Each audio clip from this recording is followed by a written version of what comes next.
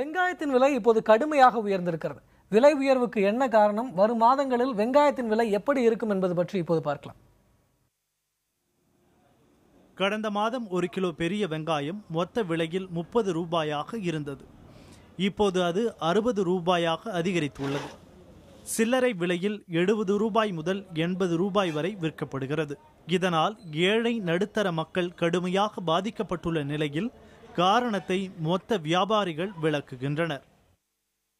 மகாராஷ்டிராவிலிருந்து தான் அனைத்து மாநிலங்களுக்கும் சப்ளை செய்ய வேண்டும். அந்த ஆண்டு கடந்த ஏப்ரல் மே மாதம் மழை இல்லாத காரணத்தால் மகாராஷ்டிரா கடும் வறட்சியை சந்தித்துள்ளதால் அங்கு விளைச்சல் கடும் 40% பாதிப்படைந்துள்ளது. ஆகையினால் இந்த விலைவாசியானது கூடி கிலோ 60 ரூபாய் வரைக்கும் வந்துள்ளது.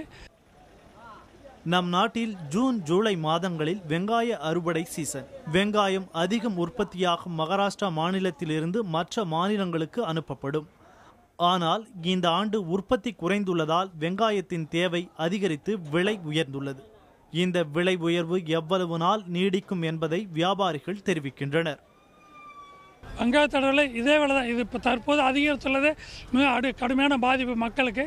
இன்னும் அதிகரிக்க வாய்ப்பில்லை. இதே நிலவரம் நீடிக்க 2 மாதங்களுக்கு. மகாராஷ்டிரா, ஆந்திரா மாநிலங்களில் இருந்து சென்னை கோயம்பேடு சந்தைக்கு தினமும் 70 லாரிகளில் வெங்காயம் வருவது வழக்கம். ஆனால் இப்போது 40 லாரிகளில் தான் வருகிறது. இருப்பினும் ஆந்திரா, கர்நாடகா மாநிலங்களிலிருந்து சிறிது தரம் குறைவான வெங்காய வரத்து உள்ளதால் சென்னையில் அவை ஓரளவு விலை குறைவாக கிடைப்பது ஆறுதல். முன்பெல்லாம் வெங்காயத்தை உரிச்சாலே கண்ணீர் வரும். ஆனால் இப்போ உரிக்காமலே கண்ணீர் வருது. இதற்கு காரணம் வெங்காயத்தின் விலை 2 மடங்கு உயர்ந்ததான். விலை உயர்வை கட்டுப்படுத்தவும் உற்பத்தியை பெருக்கவும் அரசு தரப்பில் நடவடிக்கை எடுக்க வேண்டும் என்பதுதான் பொதுமக்களின் கருத்தாக இருக்கிறது. புதிய தலைமுறைக்காக ஒளிப்பதிவாளர் திவாகருடன் வேல்சங்கர்.